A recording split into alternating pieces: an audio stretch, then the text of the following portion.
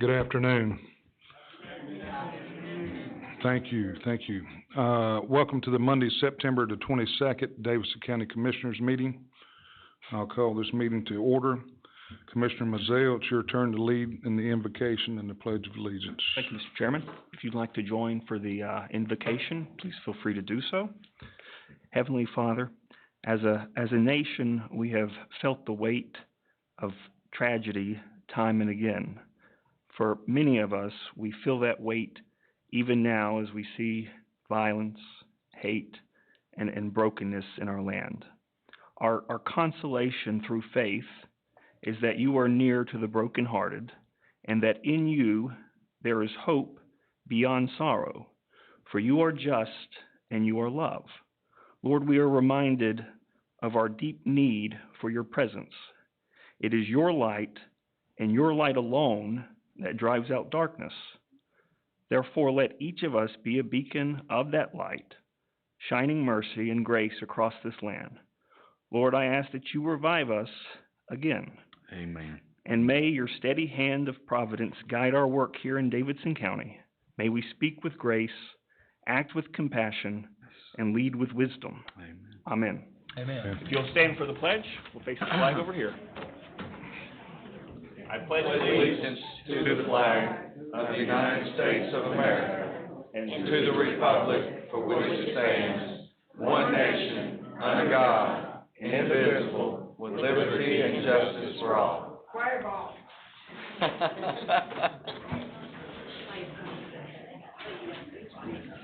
All right. Can I get a motion to excuse Commissioner So moved, McClure? Mr. Chairman. I make a motion that we excuse Commissioner McClure from the meeting. All right, and his wife's having some difficulties now. Keep her in y'all's prayers. Second? Second. All in favor? Aye. Any opposed? Thank you. All right. Recognition of veterans, Commissioner Shell. Do we have any veterans in the office today? You do, raise your hand, please. Thank you for your service. If you've not received a county pin, would you please come up and let us please present one to you? The veteran's pin.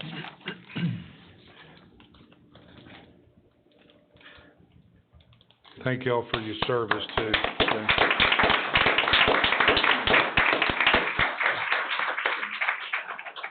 Thank you, sir, for your service. Yes, sir. Appreciate your service, sir.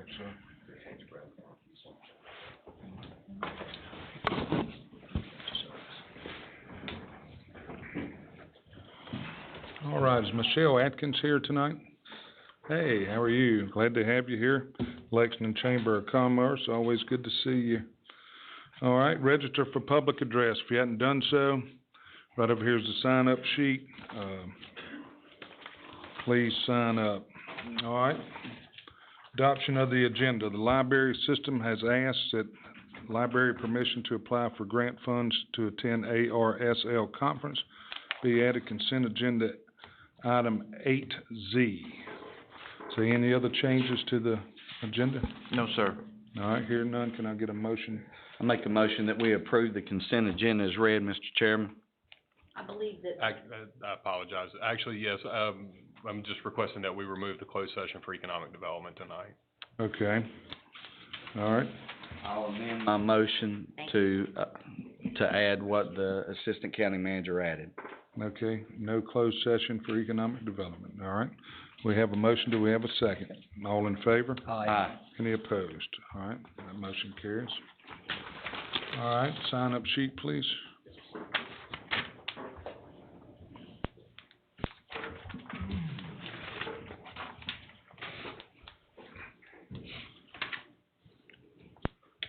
Thank you.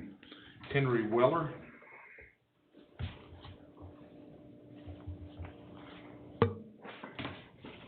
How are you this afternoon? Thank you. Should I start? Hello, I'm Henry Weller.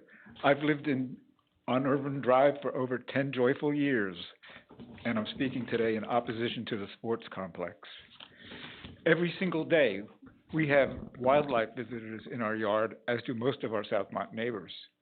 Squirrels, opossums, muskrats, foxes, beavers, deer, chipmunks, rabbits, raccoons, turtles, eagles, osprey, hawks, kingfisher, heron, egrets, ducks, snakes, and a large variety of birds, to name a few, are forced to move onto our property as development destroys their natural habitat. We love our creatures and help support them when needed.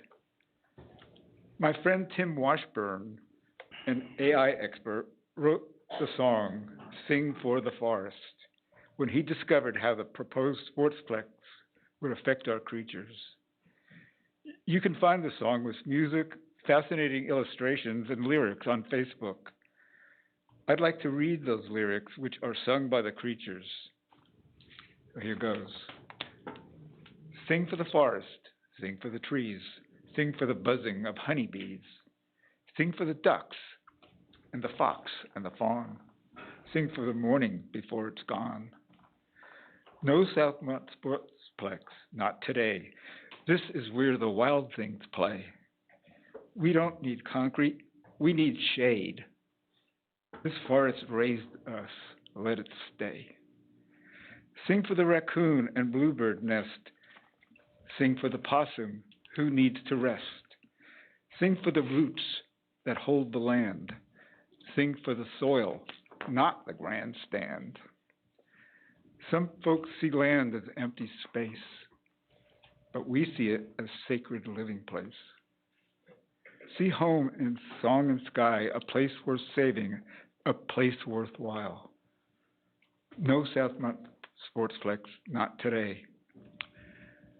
So I believe that our county commissioners have shamed themselves by attempting to ram this sportsplex down the throats of the citizens of Southmont with no consideration for us, the land, or the creatures of the forest. Hopefully you will come to your senses and stop this project before it destroys our peaceful community and the land we love. Thank you. Thank you. Thank you. Have a good afternoon, sir. All right, Nakia Hardy. Good evening, Chair Yates, our county commissioners, members of our community. It's always a great day to be a Yellow Jacket, where every day we win the day at Lexington Senior High School. Tonight I want to first begin with a sense of gratitude, a heartfelt thank you. On behalf of Lexington City Schools, thank you for your steady leadership and your investment in our students. Your support of Lexington Middle School and our renovation has transformed learning spaces. And this year, our students have achieved record growth in reading and math. You have already shown your strong support of facilities for Lexington City Schools. Tonight, you have a decision before you later this evening, a decision of great significance which will allow us to apply for the North Carolina Needs-Based Facilities Grant. This is not just about buildings. It's about stewardship, safety, and belief. Belief in what our children have already proven they can achieve. At Lexington City Schools, we remind our students every day to be somebody, a call to action that began with the legacy of Coach Charles England and now lives across our entire district. Our students are showing us just what that means. They are somebody on the stage with our course performing at the highest levels, traveling to Washington, D.C., and our Yellow Jacket band bringing pride and energy to our community. They are somebody in athletics, from state qualifiers in swimming and wrestling, to our women's varsity basketball team making history as conference champions, to our varsity football team advancing deep in the playoffs. They are somebody in service, honoring 9/11 each year with respect, dignity, and through our outstanding ROTC program, which has recently participated in Senator Budd's Day of Service just this past Saturday. And they are somebody in the classroom, reaching the highest academic performance in more than a decade with a graduation rate of 87.6, and our salutatorian earning a full scholarship to Princeton University. These are not just stories. They are proof that our students are rising, our staff behind me is delivering, and our community is stronger when we work together. Now it is our hope that when this decision comes before you, that you will say yes for a chance to support us tonight so that we can apply for the needs-based facility grant. Thank you for your thoughtful consideration, your partnership, and your leadership to our entire community. Together, we will continue to build strong schools, strong students, and a stronger Davidson County. And together, we will ensure that every one of our babies at Lexington City Schools has the opportunity to truly be somebody. Thank you. Right. Thank you, Doctor. Thank you, Dr. Hardy. Yep. And I love those shirts, Win the Day. That's pretty cool. We should all have one of those. Extra large. Yeah. Need one. I need one. All right, Dave Nichols.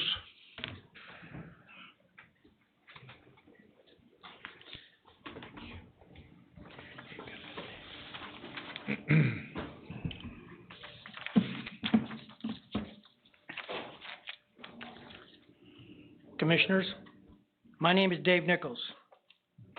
I was a soccer referee for 30 years, and I've been a soccer tournament director. This is what you can expect during a tournament. Most tournaments need about 90 teams to make it worth their while. This is, after all, a business. Each team will bring 15 to 20 players. After all, soccer is an endurance and a contact sport, so teams need to sub frequently during a game. These are travel teams, and a lot of these coaches are paid. So more players, more income. When players travel, the extended family travels too. Parents, grandparents, aunts and uncles, even neighbors. For logistical purposes, I started keeping statistics because vendors, local restaurants, the city who supplies porta potties and bathroom supplies, they all want to know how many people are coming. On average, each player brings 7 other people. That means 2 players per vehicle. So let's just go low. Let's say 15 players. That's 120 people for a team. Most travel teams have several coaches, maybe their own trainer. They also bring their families. So round that up and let's say 140 people, 35 cars. Now add in the same for the other team that they play. Tournament directors will try to get as many teams and as many games in as they can. More teams, more games, more money for the director. This is, after all, a business. Teams will play anywhere from 60 to 90 minutes a game. They'll start at 8 a.m. and they'll run until dark or later if there are lights. So let's say 6 to 10 games per field. That's 60 to 100 games a day at that complex. So let's just say 10 games starting at 8 o'clock, 70 cars a game. Add 3 to 4 referees per game and 100 volunteers. Well before 8 a.m., more than 700 cars could be trying to get into the complex, and that's just the teams. In another hour or so, 700 more will be trying to get in for the next games. After the morning game, some may stay, but most will not. They won't have another game until later that afternoon. They're not going to stick around for 5 hours till their next game. They need rest and nutrition. Everyone's hot, sweaty, and tired. Some will have RVs and some may go to the water park. But travel team life is an expensive business. Those kids are hoping for college scholarships or pro contracts. They're not here to have fun. This is a serious business. So maybe 300 or so cars will leave while 700 are trying to get in 6 to 10 times a day. By the way, on any given weekend, there are 100 vehicles and boat trailers trying to get into the public boat ramp down there. So 1,000 cars times 10 games a day, that could be 10,000 cars or more. And that's just the teams. On the other hand, they built homes out there. Think of all that tax revenue. Those families will shop locally all year round. 3 minutes, sir. And no one will have to deal with 10,000 car traffic jams on the weekend. Thank you. Thank you, sir. All right. We'll move on to the public hearing. I guess Project Cobalt.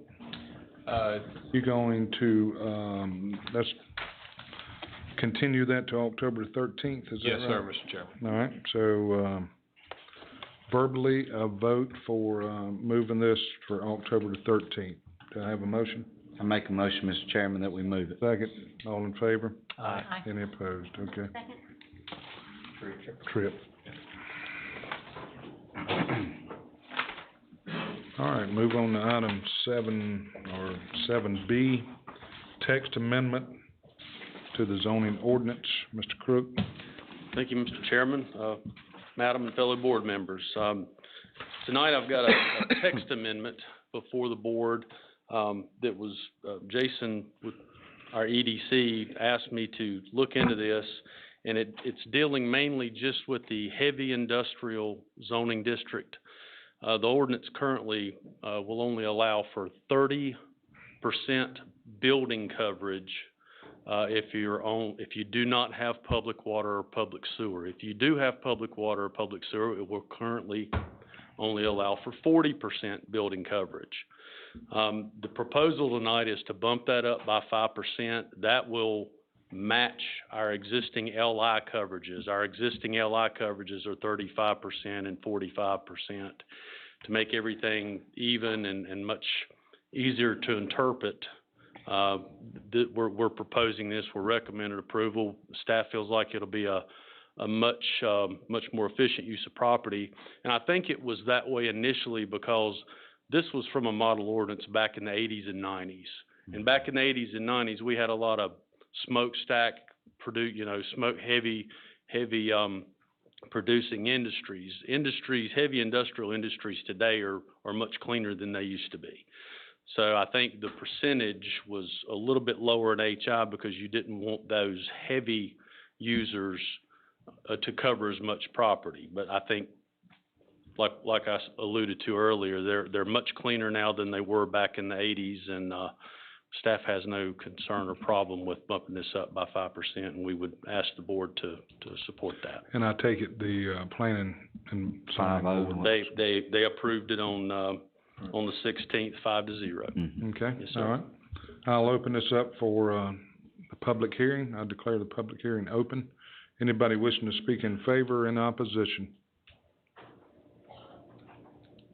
All right. Hearing none, I'll close the public hearing. Any questions for Mr. Crook from the board here? I do have one question. Upon the planning and zoning board voting on this matter, I don't think it would be inefficient or not, but I know Commissioner Mizell had asked them to look at some other things, being more, I guess, to scale back what we're doing. Instead of taking it in a different direction and adding to this, did they know that that's coming down the road?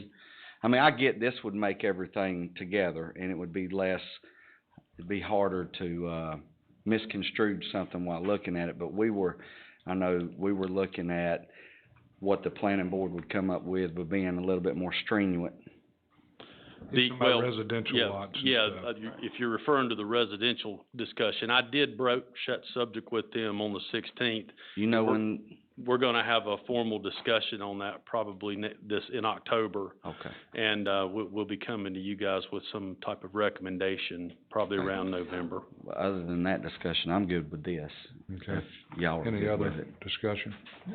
Out of curiosity, Mr. Crook, what's sort of the standard across the state, or does it vary in terms of what's allowed by lot coverage?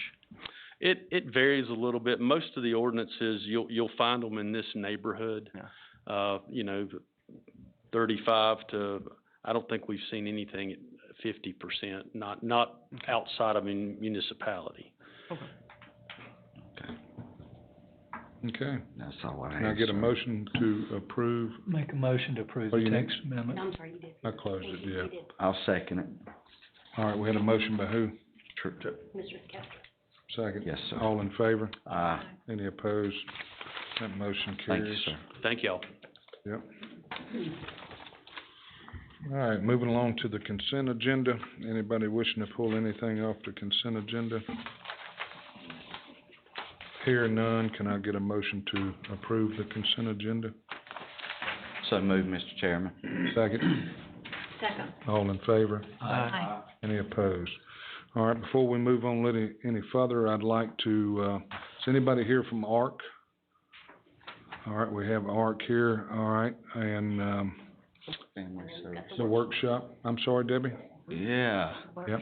All right, let's start with the workshop first. If y'all come up and, get a picture, and, we just passed a resolution. Is there anyone here from EIPD? Oh, David, I didn't see So you come in. all three are here? All three of them are here, Yes. yeah.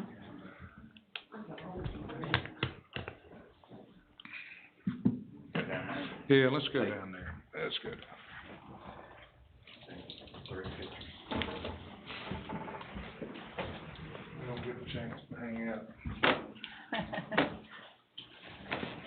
y'all doing today? Seen you right off the get-go right there. Yeah. Orange hat, I like that.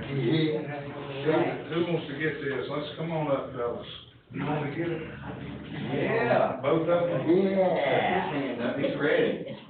Get out of the way, if I get in your way now. This was. Y'all don't mind. And there's an explanation, proclamation, okay. Be good, son. You wanna come on up here? Come on up. Can I get you to scooch over just a little tad bit? And Commissioner Boyd, can you get up here in the middle? Thank you. I want to make sure I can see everyone's faces. Look for the bald head. That's right behind them. We gotta say cheese. We're gonna take one from this side, a couple from this side, and then a couple from the other side, so we get everyone in, okay? One.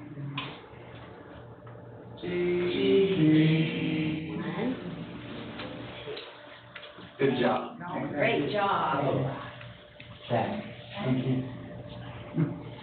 How about if I give it to all y'all? That's awesome. Can I do this? Yeah. Everybody put their hand on it there and give it to everybody. Maybe you get a picture there. Okay. That's a good line right here. Get on this side. Say cheese. Great job. Good job. Great job.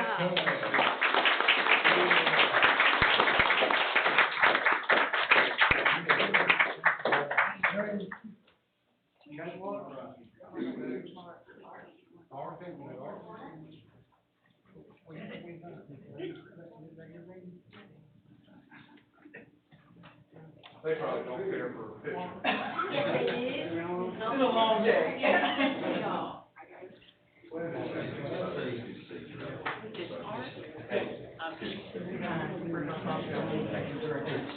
It's nice to meet you. Now we have a name to go with That's Dave. right. The new director? Yes. Good. It's just nice to never like that. We have so many people in here, I just see everyone. Oh, we have to. Yes, yes, please. Oh, wait a minute, we'll have to get on this side, I think. Commissioner Watford, I need you to move. She needs to get over She there. does need to get over here. That's better. You still can't see. You get it right there. Okay, 1, 2, 3. 1, 2, 3. And 1, 2, 3. Thank you. Did y'all want to say anything? Just appreciate y'all recognizing the art, and we're very thankful for y'all's support. Appreciate what you do. Thank you so much. And this is David Tiller. He is over EIPD. It used to be, developed. It's a division of employment and independence for people with EIPD. EIPD, yes, sir, yeah, Dave Miller. Congratulations. Thank you so much. I'm glad to see you guys. Come on right here. No, Yeah. Here we go. 1, 2, 3. 1, 2, 3. 1, 2, 3. Thank you. Thank you. You want to say something, you can. That's up to you. Well, if you don't mind. Mr. Chairman. Okay. This won't take very long at all. I just want to show my appreciation, and for the folks from the ARC and the folks from the workshop, we all really appreciate the recognition and the support we've all received from the county in general and the state of North Carolina. We support citizens all over the North Carolina, and we try to do whatever we can do, provide whatever services that are necessary to help them in their efforts to become gainfully employed, at a competitive wage out in the community, living as independently as possible. And so we just really appreciate all support that you can provide, and either fiscally or just philosophically, we really appreciate everything.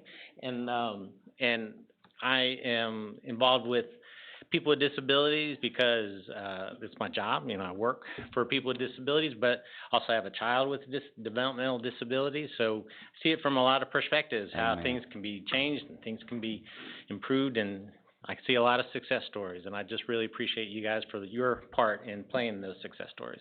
Amen. Thank you very much. Thank you, sir. Appreciate what you do. Thank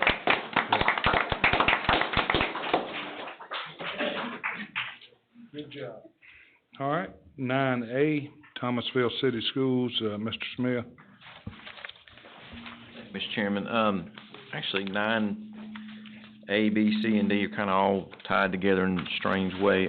You've got some papers in front of you here, and if you'll indulge me, I just want to walk through some of this one by one to give you the entire plan, so when we get to Lexington, it's basically the same answer, more or less. And with this Davidson County School admin building construction. I'm not just saying this because I work for you guys. These papers here have a lot of numbers on them, I know, but y'all are the best board in North Carolina at going through this stuff in terms of getting to the good meats and bones of what we need to get to. So let me start off with this one here it says New Thomasville High School. Tim did a great job on this to... Hang on, Casey, I don't know Yes, that sir. I see that one. Okay. Yes, sir. All right. Tim did a great job on this to summarize what came to us from SFLA, and who works with both districts on developing the plan for this, for their application, et cetera. But what I thought was important is going back in time and looking where we came from. You know, we've applied for this several times. Yes. So I didn't think just seeing 2025 was what you needed to see. And you can keep these papers, obviously, and I sent them out, I think, late last week, so you'd have a little time to look this over. I'm not going to go through every number on this, but I just want to show you what you're taught, what you're seeing.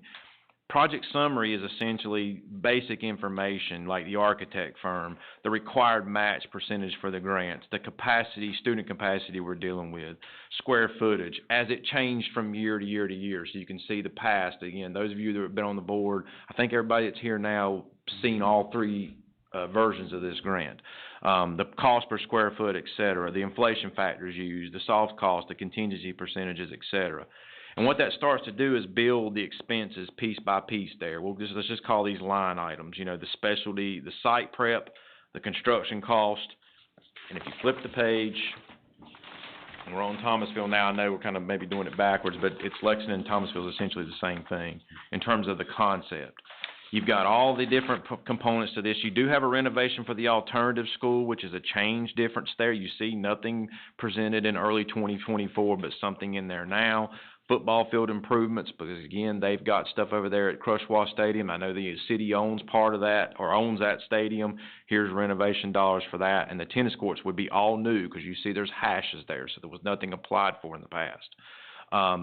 Technology and furnishings, essentially the same. You see the change amounts. I highlighted in orange the pieces that are essentially driving the change here. Because if your eyes goes all the way to the bottom in that big yellow box, you can see the total county dollars being requested from year to year to year. I mean, we were at 9.3, not even 24 months ago, 19 essentially, and now we're at 30.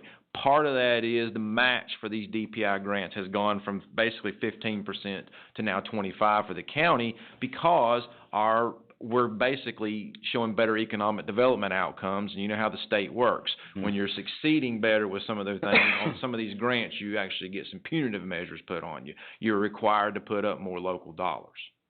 And so, but the orange pieces there are essentially the change amounts. It's just $7.2 million more in construction costs for these schools, because as you can see at the top, the capacity and the square footage didn't change a whole lot. You do got some changes for $6.4 million worth of, well, not all that, so I'm eyeballing this, million to maybe just about $2.5 million for the alternative school, football field improvements and tennis courts. But go to your eyes at the bottom, there's been change in revenue. Now, Thomasville's willing to put up, or what they have available in child nutrition money and lottery funds, that's less than what they had a year ago to do. So that drives part of it too. Less revenue, we got to put up the gap to get to these dollars. So that's it, puts them at $93 million for a new school, Mr. Chairman. If you flip over, you'll see essentially the same scenario described for Lexington.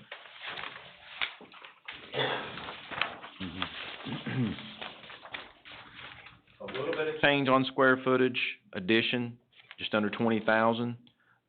Student capacity's been trimmed down to about the 850 mark. But again, the cost per square foot and the inflation factors are essentially the same used as, again, we used back in the old, actually the contingency is less now. Same thing, same concept. You've got the site prep construction. If you keep flipping, you see the orange pieces for this as well. Again, about $7 million worth of change to get to $99.5 million new school. Some revenue adjustments there as well. Some that are less because you see child nutrition not able to do that this time, district funding not able to do, but a little more on lottery. So those help with the change amounts. You get to the bottom, we go from 10.5, 27, 36. So the two schools together, looking for the 36 and the 30, essentially $66 million worth of local dollars needed to do. Now, here's the issue. For these DPI grants, they only award one per county for the $62 million grand prize for a high school. These two districts want to apply separately, fighting for that one opportunity to be the winner, essentially.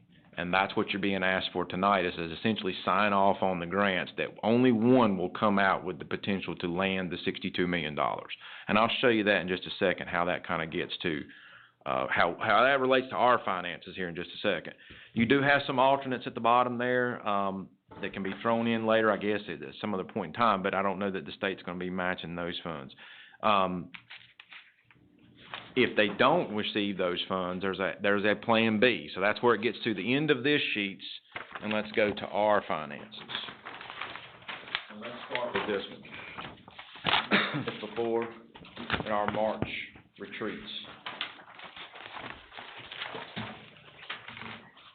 These next two pieces of paper are essentially, those of you who've been on the board quite a long time, remember several years ago we had a conversation about a strategic plan. These two pieces of paper are basically our strategic plan for the next 5 years. This is your capital plan. You're staring at here again at 30,000 feet. Let me go over this one piece by piece. So current available, and if you take your eyes and go over to the Carolina blue bar part, that's the revenue, and the green part's the expenses. So we have just under $37 million worth of cash available in capital reserve today. And you're going to see that number again in a minute as it flows out for 5 years. This is not for 5 years. This is just jumbled all up together. We've got debt financing that will largely be for the jail. We've got other grant opportunities, largely in the airport and the landfill. Other revenues, essentially the dollars received from the state for the airport. And we've got already budgeted. So as you can see, there's funds that's already been put aside for the detention facility. We've already done the contract with Mosley, for example. That's what that is largely. Or the $1.5 million we've already talked about for the DCS admin bill. We've already budgeted that. So that we'll get to that in just a second. $92.3 million, if you take year by year and you see 2026, Tim will have to put up $27 million in this current year budget, next year 20, then it goes down dramatically. 5.3, $500,000, 2.2 in the back end of this decade. Remember that dramatically piece in just a second, because you're going to see another bar graph that's going to correlate tightly with this. So once we get past this little hurdle of the next 2 years, we have now remember how you're gaining this capacity. Sales tax over collections, property tax over collections, and interest over collections. You just saw federal government just cut rates over the week, or late last week. That'll cut into your interest revenue. If they continue to do it as they say they're going to do through the end of the year, we will have continued further loss of revenue. Can't do anything about that. But those three components together essentially create this overage. And sales tax is dependent on people's consuming habits. Again, not much we can do about that. Property tax is something we do control, and you've seen David's collection numbers. So, we're pumping at, 96, 7, 8%, something like that. So we're doing all we can do to get stuff in. Does that make sense? All right, so last year we were able to turn in, I don't remember how much we did. Every year in the spring, we know we get to the end of the fiscal year. Tim can kind of add up. I think we're going to land here. I think we're going to land here, and we can move those dollars over here. I can go ahead and tell you 27 is stout. It's pushing it. 20 I'm not as scared of, and obviously when we get to 2028, I'm starting to feel good about where we are in terms of position. This is to fund this plan, so take your eyes to the bottom. Skip the first row. The detention center is the second one, and I want you to focus on this column called local dollars. Because debt is debt. When you take it out, it issues just like your home. You got to pay your bills. The grants you're planning to receive, as long as you've applied for them and met your match requirements, your life is in control of that grant application. And you've already budgeted the final column, so don't worry about that. The local dollars column is what we got to come up with to fund this entire piece of paper. And the projects listed, the detention center, the DCS admin building renovations, these school repair renovations, or applying for these grants. Some money set aside for the college, should they need things for renovations over there. And then capital reserve, remember the plans for the dredging, and we got that on the item here on tonight as well. We'll talk about in just a few minutes. And then the airport and the landfill is money in, money out. You're getting grants from the state for airport renovations that are specific to the airport, that cannot be diverted to be used somewhere else. Landfill tipping fees cannot be used for general fund purposes. So we would be using that to buy more land, to create another landfill, et cetera, or purchase equipment in landfill. But it's on here so you can see the entirety of your plan. So for 5 years to get us to 2030, it's a $185 million plan, of which 92.3 has got to be brought in cash. And you can see by year now how much cash has got to come in.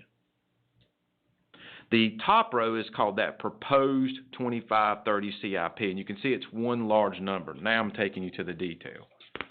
Go to this sheet.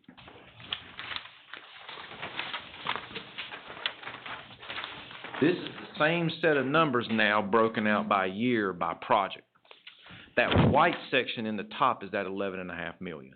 That's all the other county stuff. And Commissioner Shedd, when he saw this sheet a minute ago, he just reminded me that public defender office just keeps moving down the line. I don't want to take it off the board, because if the state kind of gets into it with us, we may have to do something. But as you can see, it continues to move out to 2027. If it doesn't get a bill passed soon, it'll move to 2028, et cetera. That's just an example. Mr. Chairman and I went with Brian Cohn and them last week to take a look at the Thomasville Courthouse for the 911 backup center. So that we'll be bringing forth some proposals hopefully soon to get some things done in that building, because there's been some drainage issues and flooding in the bottom of it. So those are the projects in the white section that I call county projects. In that pinkish section at the bottom correlates to this sheet you just saw, the detention center, the possible renovations at the college, the $10 million for the future capital reserve, possibly for the dredging, and then that little purple section is these college pieces. With your eyes down at the bottom, you see the 36.8 in 2025. What you would do is roll that number to the top, and if everything on this column subtracted on it, and Tim added that 27, you can see you're right back to where you started. You put the 27 in, and then it balances a new balance at the bottom. You carry that to the top, it would be a subtraction, and as you can see, when you get to the end of the 5 years, there's no money left. Now, the bottom table shows this school scenario. TCS is Thomasville, Lexington's LCS, and then obviously the county's DCS. New schools, these are the totals for those new schools, and by the way, for the county, what they're seeking to do is replace all or put in air conditions in all their gymnasiums and kitchens where they don't have them or need to replace them. So they have a dollar amount that they've done through FCAs at about 13, let's just call it. So 93.3 for Thomasville for the new high school, 99.6 for Lexington. If you see less the grant, there's that 62, and less the contributions from each of those jurisdictions, here's the local dollars that would be required to do 2 brand new high schools, even with the 1 grant. Does that make sense? $140 million. If you don't get the grant, that's column number 2 there. You see the only different number is minus $62 million. Now it's up to 202. That's for 2 brand new high schools. The match requirements are there for those grants. As you can see, there is no match requirement for the county because they're not applying for this grant. They can't for these air conditions. This is just for big-time renovations or brand new schools. The far column in the yellow is renovations without the grants. If these 2 jurisdictions apply for these grants and neither one of them get the grants, we're still coming back before this board at some point in time with how to distribute, take your eyes up to the purple section, the $43.8 million. And that's getting Tim to get to 27 in and then having another year of 20. That would be dividing that 34.5 with the county being those, you see that 4.6 right beside it on the purple column or purple row? That's the county waiting a little bit to get some of those funds to do the gymnasiums. We'd have enough possibly to do the first round of kitchens. Kitchens are their priority. Mr. Chairman, is that accurate statement? Isn't that what you heard? Kitchens was their priority, and I think it's about $4.5 million. The rest of that is finishing out the gyms. So if nobody gets the grants, so here's the basic plan. If one, either or gets the grant, they would take all the cash, basically. Thomasville a little bit less. There would still be some left over, so we could probably still do the 4.5 of the kitchens for the county. If Lexington gets it, there probably won't be any cash for some out years. And they were here when we had the facilities committee meeting and heard all this speech before. If Thomasville gets it, a little bit left, we probably can squeeze two things in. The kitchens for the county, Thomasville gets the new high school, then Lexington's playing a little bit of a waiting game. Till we get to that back year. Now, you saw where in the out years, Tim doesn't have to work as hard as he does the next 2 years, right? Mm-hmm. You can see in the out years here it doesn't get. Now, look at this final piece of paper. This is where it gets interesting and good for us or for everybody in the room. This is the debt capacity for the county. You've seen this before. And you notice something about those bars. The first bar we're sitting in is how much debt we got budgeted right now. This is with the $67 million option for the jail, by the way. I haven't created one of these scenarios for the 95 or the 82 or 85 or whatever. This is the 67 where we last left off in the spring when we approved the budget.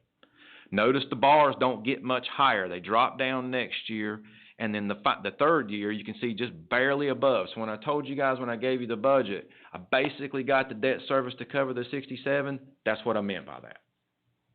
Notice what happens once you get past 2028, though. A dramatic fall. Yeah. That dramatic fall coincides with Tim not having to work as hard to put up revenue. My point in saying that is there's capacity to do other things. If the grants get applied for, this will be the third time now, and they don't happen, we can continue to apply. But we also have to assume as a county that we may not be getting them for some other reason, or there's just too many schools out in North Carolina that's got to be renovated, or new schools. If the yellow piece with the renovations has to become a reality, where we split $30 million between the two city districts, and then we work with the county to get the kitchens done and stagger in the gyms, the out years have some promise to do one of two things. Either pass that cash along to the school districts, and maybe these high schools can get renovated more and more and more in phases, or there's potential to do a borrowing at some point in time on the back ends of these pages. And that borrowing could be ways to do some major renovations. So I call that Plan B. There's Plan A for the grant, one winner, because you only get $62 million in one county, or Plan B, we continue with our cash So program. it looks like your debt's about $10 million a year now, close to it, dropping off to about $2.5 million in 2029, right? We're total debt, we're up above 12. You count both bars, the orange and the, Okay. I just segregate them for you so you can see what Oak Grove debt is. Yeah, but you're right. you don't have to go up much, Mr. Chairman, and to get to 28's numbers. Well, you're already there. And so you got big fall off coming in 29, 30, and it just keeps going down. Like a roller coaster, it just falls off. And this green debt here, is that $65 million for the? That's the 67 option with the jail. $67 million. Right, so obviously if the $95 million option is the path that gets selected by the board, the green bars pieces will grow and push the totals higher and higher and higher. Now they may fall at the same trajectory, but what may happen is they, at a total, they're more and they eat more of your general fund capacity. They eat more of Tim's ability, without raising taxes, to put up this. All right. It's all four pieces of these paper tie together, like a Monet. Now, I know they don't make the answer that everybody wants to hear, but, I mean, they do tie together. Give me a quick, just example of what is included in the current debt, for example. Old stuff with schools. All the stuff we did with old schools, like building older schools back in the early parts, maybe in the mid-ish 2000s, and we laid sewer lines to some of those schools. So anything, some of that part, the green part is the jail. Yeah, you talking about the blue or the green? Blue. The blue is stuff like that. Anything still sitting on the books for the the building of the sheriff's office. Yeah. It's in that blue bar. You know, we didn't take that debt out until 2014. Now, that stuff's usually on a 20-year schedule. So as, again, that's why it's fallen so dramatic, is Mr. Shell, you can see right there with your eyes, that blue piece is what falls off dramatically. Yeah. But largely that is school debt. And so it's kind of what I've been telling the schools, and I think I've said it to you all in different meetings. When that debt falls off, what's paying for that probably needs to go back to them. It's not debt we should look at as, aha, we got county capacity to do other county stuff. That debt, that blue bars is largely them. Yeah. And so by law, with sales tax and things that we have to do to put up for them, we probably, we either do one of two things, Commissioner Shell. We either give it to them in straight cash, or we take that capacity and we borrow more money, which makes the blue bars go back up. Yeah. But the good news about them going back up is, if they go all the way back to that first bar, you're back living just like you are today. Mm-hmm. You're no worse. You've already proved you can live within these first three bars. So you could do it at 54 cents. I don't want to say this because there's always something pops up, but we've basically done a lot of the big expansions we need. The courthouse, the sheriff's office. I mean, those are the jail is kind of the checking off the box of the final stuff. You can see with this. Go back with this page right here. But I'm saying that to say most of that money can go back to the schools once this happens, because again, new sheriff's officer, you won't need another one for 75 years probably, 60. But anyhow, look 60. at this. Notice how blank it looks out here on this white part. Not a lot of projects out here. Now, you and I have been around here long enough to know, and all of you have, something will come up. Something will come up. But hopefully it's just renovation of buildings we already got and own. It's not these major $30 million courthouse operation or shouldn't be any more $67 million jail deal. You know, those are big ticket items. If we're down to just renovating and keeping track of the buildings we got, the out years look really good for us in terms of our obligations. Now the trick's going to be the revenue. You know, as long as the economy holds, but again, the federal government, I have seen it around here, years where the rates, when the base rates were so low, we made $100,000 in interest countywide. You know, because of what they done in the last 3 or 4 years, I mean, we're clearing, $8 million. But so that can go just like that. And so what we've done for the crowd is taken all of the revenue from the last revow and taken all the sales tax that you guys over and above your budget that you're using to fund the county government, and any of this interest revenue that the federal government ain't really reliable forever, you've cobbled it up and moved it into here to do all of these things. Just a quick question, Casey, and it's just, I don't even know if I'm putting this right, but when you start looking at the thousands of jobs that this board has brought into this county and the revenue that's been generated by that, how does that affect these numbers here going down the road? I know we got a lot, just like economic development, we put one off tonight, but we got a lot of companies still coming, and should generate more revenue. Would that have a positive effect on these? Oh gosh, yeah, it will. It's just that what you don't see in the background that Tim and I have as tools, we do this thing in I don't know if every government does this or not, but you got revenues and you got expenses. You need to treat the revenues as if they are just conservative as all get out. In other words, don't count on money coming, even if it's been coming for 20 years, what if? And you need to inflate your expenses. Now, you don't spend before you get it. If you think something's going to cost $100,000, make it $150,000. Yeah. That way you can never get jammed up because you've always got the ability to handle what you're doing. Right.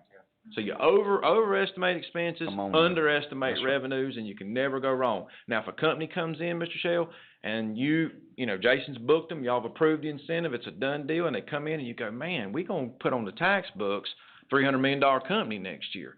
If I know it's coming, Commissioner Shell, I am going to kind of factor it in this thing. But when these deals are kind of working through and we ain't got to that point yet, I just don't get greedy and say, well, you know what? There's no way they're not going to come. We're going to book this one. I've seen jurisdictions do the opposite of what I just described with my hands over-aggressive on revenues and still be aggressive on expenses. Now, you can see what that'll do to you. It'll get you upside down. Yeah, I can agree with what you said there. We can't expect that it's gonna continue to pay out like it has. But the job that this board done is with bringing in, you know, new business and new jobs and everything has absolutely funded us to be able to do the things that we've done here over the last 8 years. And the staff's done great with it. So kudos to everybody. Both items, I don't want to belabor this, both items for Thomasville and Lexington essentially, Mr. Chairman, I'll put it to you, are essentially asked to sign off on the application, let them both go for the gold here, let's just call it that. Go get it. And if it doesn't happen, we'll be back before you with discussions on how to deliver into Plan B or some other way what we're gonna do. So everybody under the understanding? Like I say, both, all the school boards was here too, they understand the whole process, and we wish them luck, Go get okay? it. So, keep our fingers crossed. So we'll start off with Thomasville, can I get a motion to, So move, Mr. Chairman. I make a motion we approve the ability for Thomasville to reach out to get this grant. all right, second? Second. All in favor? Aye. Okay, let's move to 9B, same thing, can I get a Motion to approve. second? Second. All in favor? Aye. That motion carries, good luck. Good luck, y'all. Yep, we'll see, thank y'all. Have a great night. Extra large. Win the day. That's right. Matter of fact, you take yours off, just leave it right there outside the door. Thank you, Dr. Hardy, appreciate you.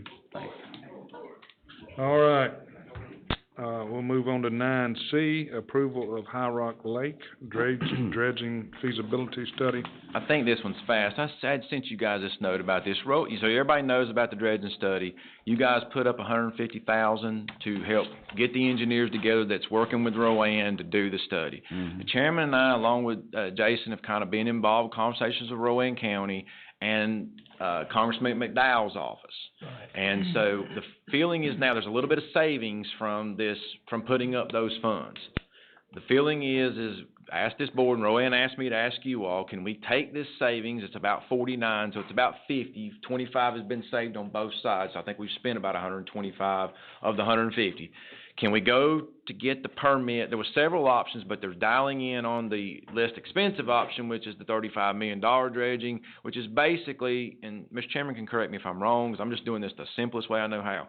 It's cove areas inside that lake that they ain't taking all the way down to the 100-year mark, but just get them to where they flow a lot better and move stuff out. It's hydraulic pumping, basically, instead of the, what they call it. I think where everybody decided to go with this, we're gonna take some of the wetlands further up the river and Right. fill those in instead of trying to take it somewhere, haul it all, Good. process it. Yes. So Right. they're gonna build up some I like lowland that. areas, and supposedly these guys can engineer it to where it won't come back into That's the river, brilliant. you know, so. Yeah. And I feel like getting a permit in hand to show anybody would be Man. better than having nothing. McDowell's office is supposed to be working with Jason to get other job. congressmen who are in states up and down the river basin, Man. because it ain't just That's us, it's right. South Carolina. Yeah. Get their attention, get them all in the room, because we tried to explain to them, grant processes that are for $100,000 or so, that ain't gonna cut it.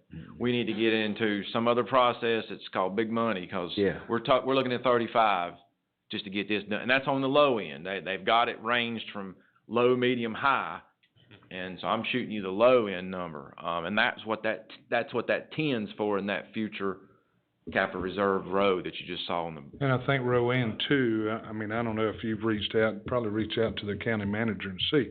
I don't think we've had a lot of feedback from, Addison's office, right? No, the last discussion I had, they were not in session, and they were gonna revisit it when they go back into session. So that, I expect to get an update on that here soon. And I know Commissioner Ed's over there is working on it as well, but I mean, we're gonna need some help from Washington. Amen. Rowan needs it because they hadn't, I don't think they put any money in their budget for. I hadn't heard anything from them in terms of dollar amounts in any of these meetings that, Right. and I'm not saying R10's gonna be used for that. I'm saying Right. that's what it could be used for. Right. We have the ability to do it. I haven't seen that from their side as But much. I so. think they really wanna focus on trying to get, Washington to, Come up with a plan to the do feds something, to I don't come know up- what, right. right, We right, need but we one. keep trying to tell Washington, this ain't, small money This we're ain't all talking about. Davidson County's No. problem, this is, Right. this is drinking Be a water drinking from water problem further down the river, right. all the way to Myrtle Beach is my understanding that they get drinking water out of this, PD River, so. Anyhow, and like I say, it's, we definitely need Washington on board, so if this will help do that, I know I've been talking to the legislators in Raleigh. You know, again, this is more money than they've got, to do anything with, so. If y'all good with that, could I get a motion that we'd move forward with, Mr. Chairman, I make a motion that we move forward with this. It's something that we really need. I think this is a bipartisan thing throughout the entire state. I don't see why anybody would be against it. So I make a motion, we approve that, sir. Second. all in favor? Aye. Any opposed? All right. Jason, I just thought while we're doing this, I don't know, maybe we need to reach out to some of the water people from here south. No, Yeah. If we can't get anybody else to do it, we need to, maybe we need to start looking at that. Who are the water suppliers, and are they owned by the municipalities or what, or find out in what counties they're in. Yeah, through North Carolina and South Carolina. Yeah, you could probably get that from the, AGC, Yeah. Commissioners Association. I don't know how you'd find that information, but I think we really need to start working and trying to build our delegation up. Or the Association of Counties, National Right, Association. right.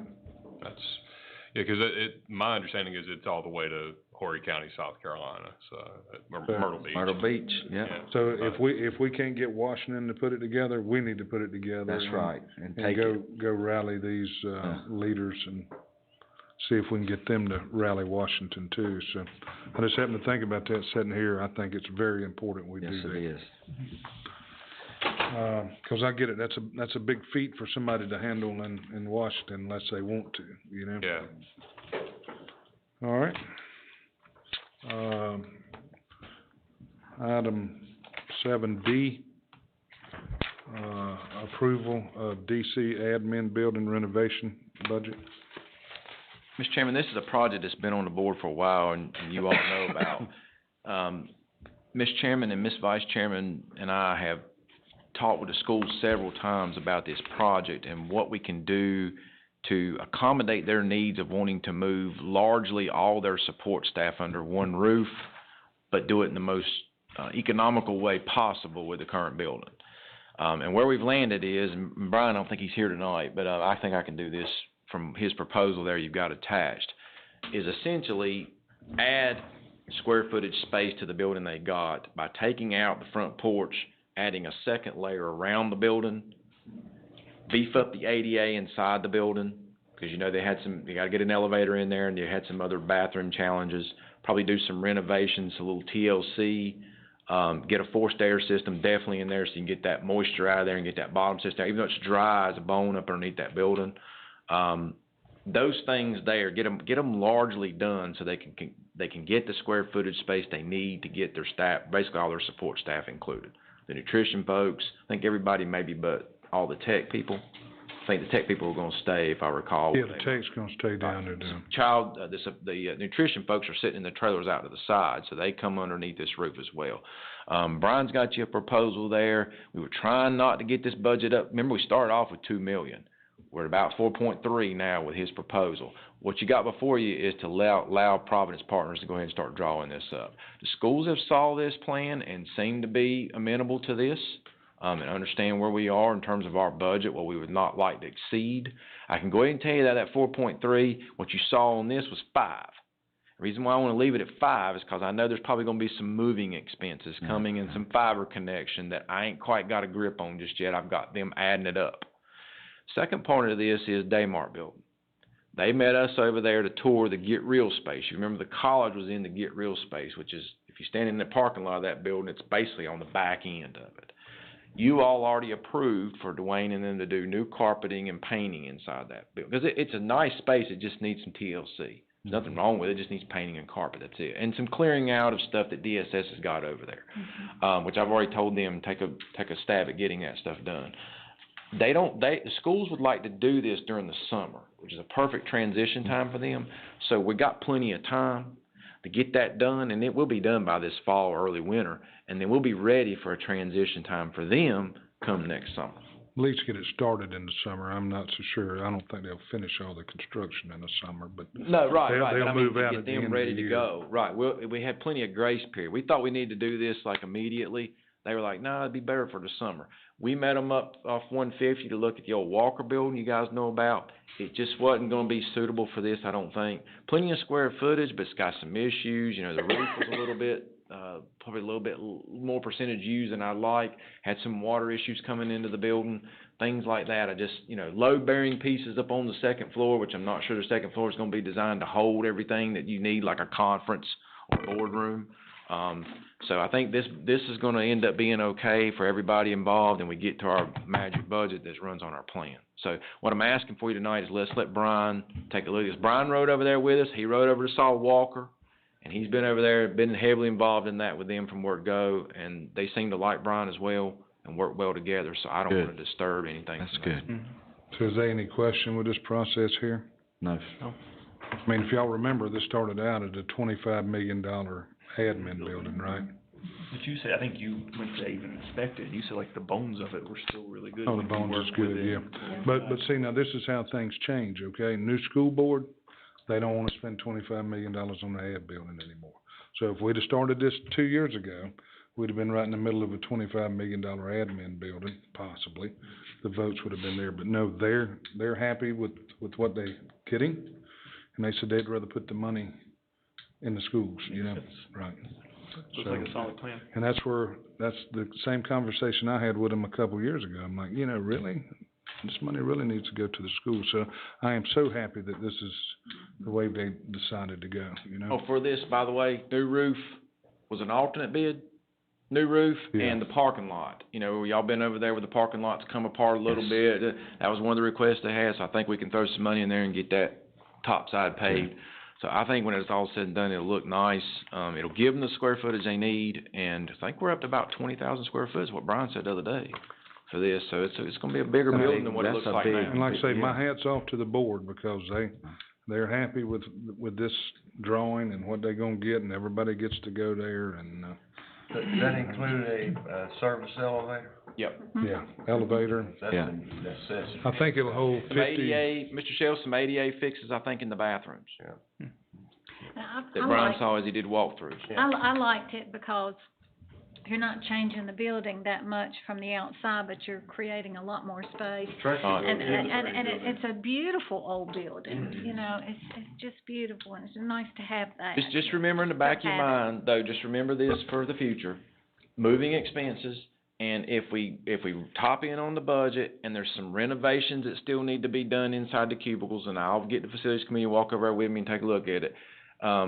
Cause I know y'all don't wanna come this far. No. And then we walk in want there it done and go, right. there's 10 more offices That's for right. another Yeah. 50 grand, we can Yeah. get this thing looking, I know how y'all are. Y'all gonna do it right, so Right. just be that in your mind, those are coming. I just didn't get them tonight because I wanted to get this thing started. It's been languishing around now for 2 years, we've been talking about this. Do so we let's need get a it going. motion, Mr. Chairman? Yes, sir. I need a motion either for approval or denial of the budget renovation. I'll make a motion for approval for budget, renovations with flexibility based off changes that the county manager can get with the chairman and make.